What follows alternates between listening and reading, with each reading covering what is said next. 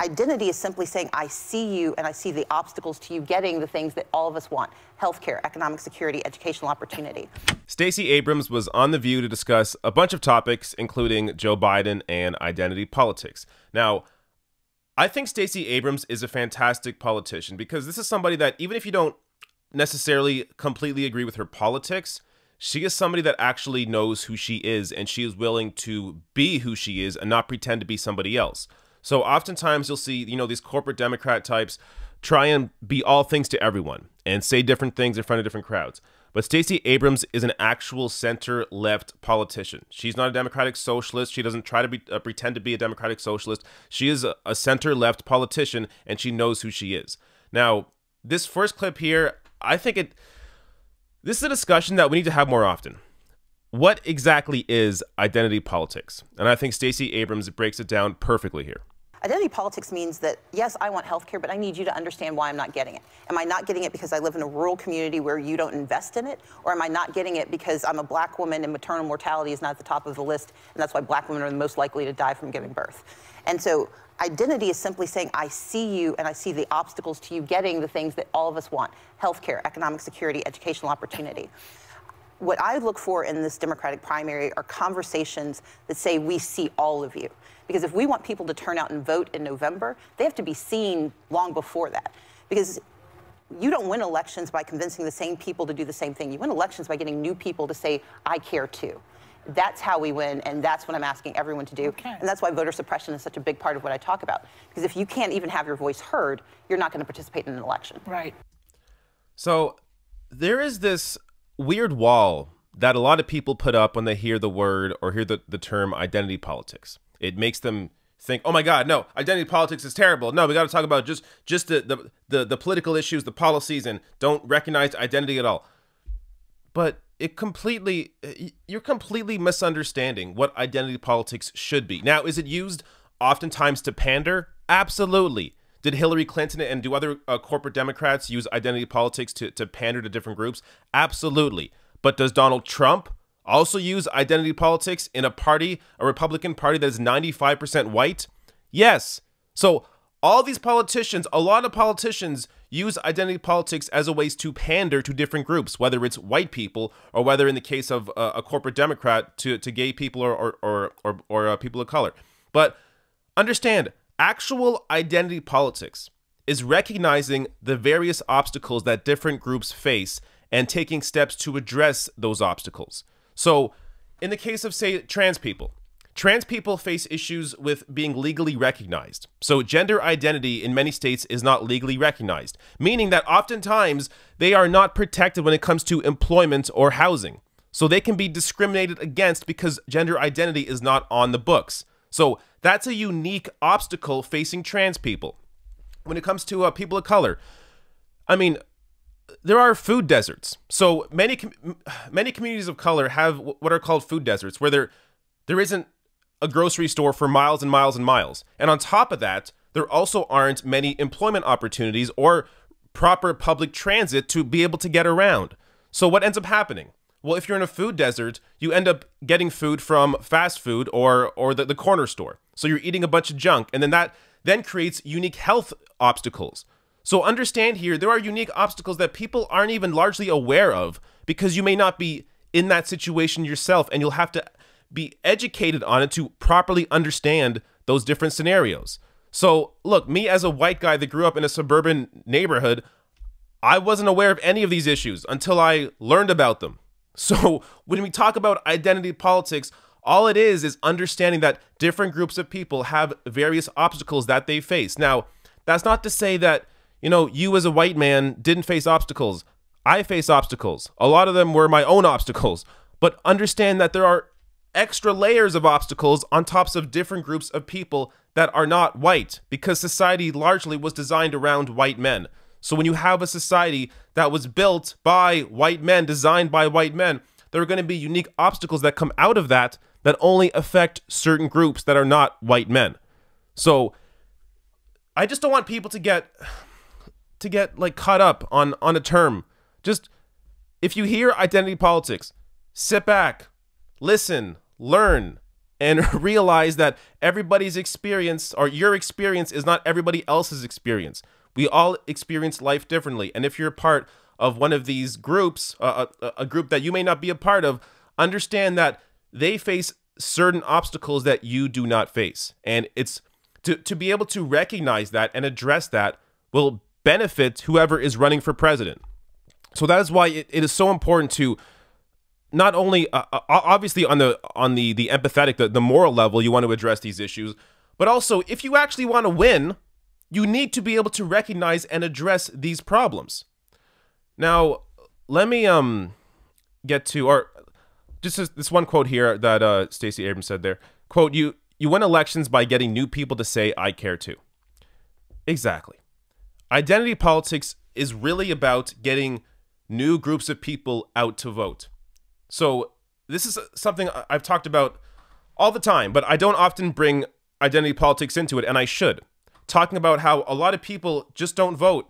They don't care. They don't pay attention because they've realized their entire life that politicians aren't caring about them. They aren't listening to them. So why would they go out and vote for a politician when their entire lives they've been ignored?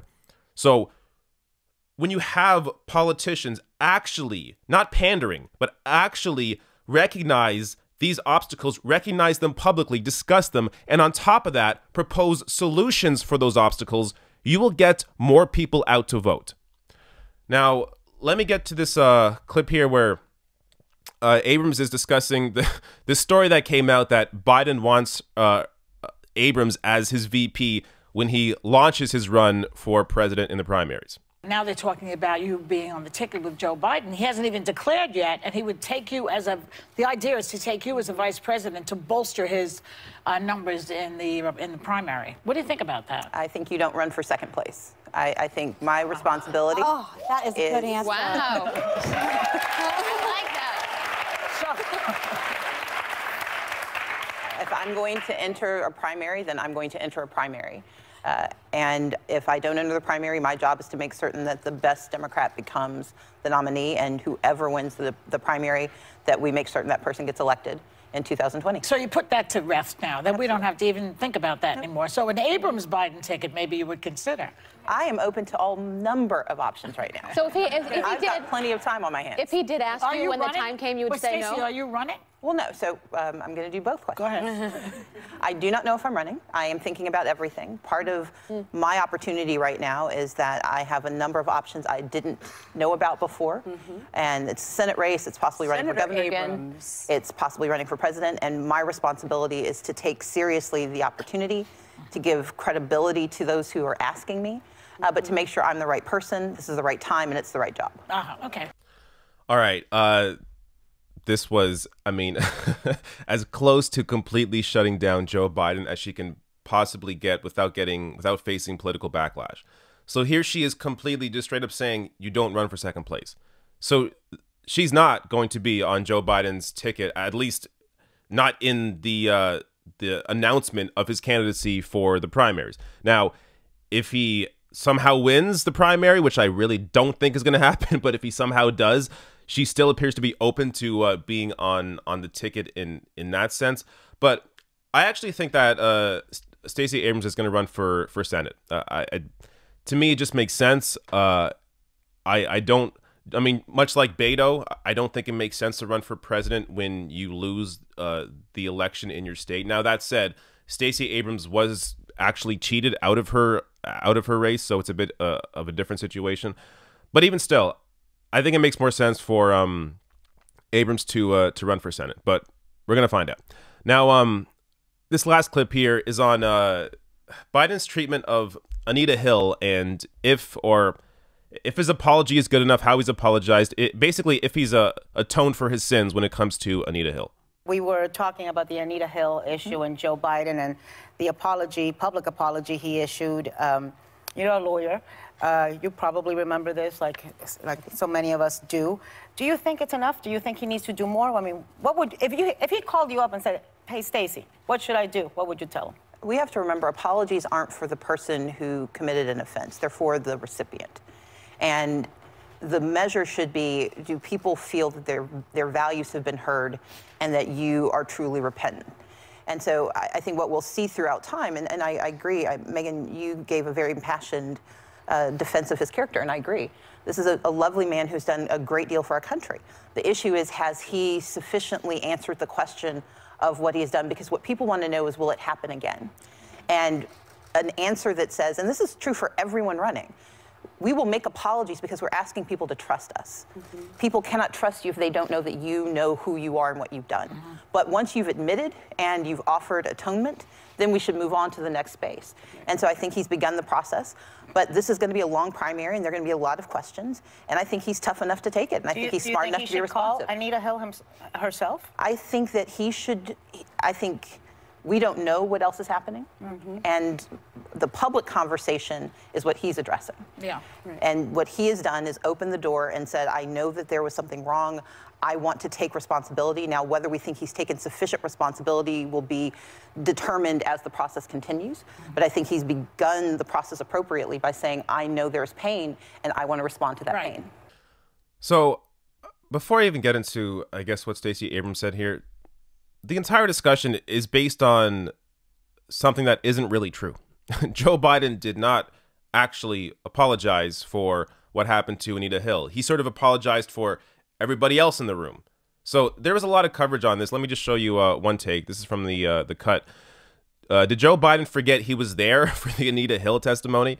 Where in part Biden said, quote, "A brave lawyer, a really notable woman, Anita Hill, a professor, showed the courage of a lifetime, talking about her experience being harassed by Clarence Thomas," Biden said. "But she paid a terrible price. She was abused in the hearing. She was taken advantage of. Her reputation was attacked. I wish I could have done something." Done something? Joe Biden was the chair of the committee. He could have absolutely done something. And he has not. So this is not a real apology. Now, you have to think of it in two different ways. There's a public-facing apology and a private apology. Has Joe Biden, first of all, privately apologized to Anita Hill? Well, at least not yet, or not as of September of last year. So in an interview with Elle magazine, Anita Hill said this, quote, "It's become sort of a running joke in the household when someone rings the doorbell and we're not expecting company. Oh, we say, is that Joe Biden coming to apologize?" So this was just last year.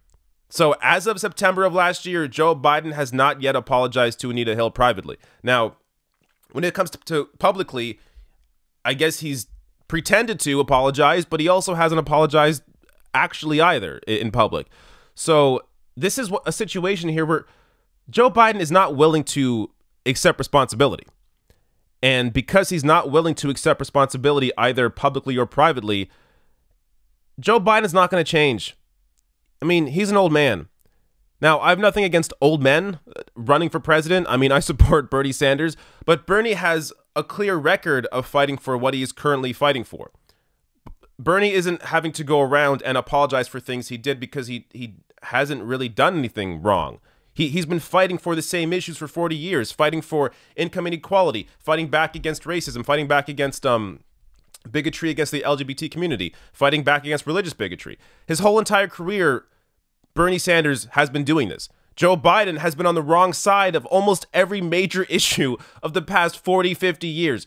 Go watch, I did a video last week, I think, on comparing Joe Biden's record to Bernie Sanders' record and who is correct on the issues. And not just who's progressive on the issues, but looking back in history, who was actually correct on the issues at the time. Like, so if you go back and look at the Iraq War as one example, Biden supported the Iraq War, Bernie did not.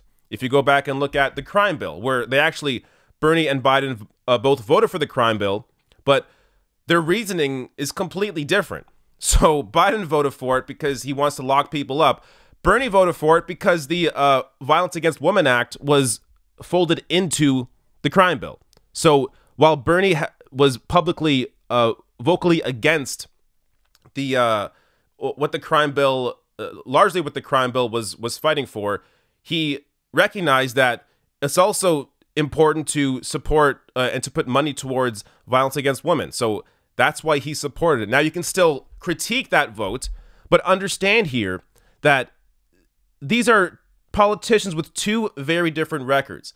So when you have Joe Biden still not recognizing that he's been on the wrong side of all of these issues and still has not been willing to apologize to Anita Hill, either publicly or privately, This is somebody that is not going to learn and change. It's too late for him. Now, I guess that's it. Before I go here, I mean, look, again, Stacey Abrams wouldn't be, my choice for president or anything. I'm not. I'm more left than she is on political issues, but I do appreciate seeing a politician be open and honest about who they actually are and aren't trying to pander to different sides of the political spectrum. She is a center-left politician. In this interview, I didn't play the clip, but she talked about how she's not a socialist, but she also understands and recognizes why some people are socialists and understanding that there are serious issues that people are facing and there are all these different approaches to it. So while she isn't a socialist, she respects and understands why some people are socialists. So again, this is somebody that is, I think, going to be a force in the Democratic Party in the future. And hopefully she does, in fact, run for Senate.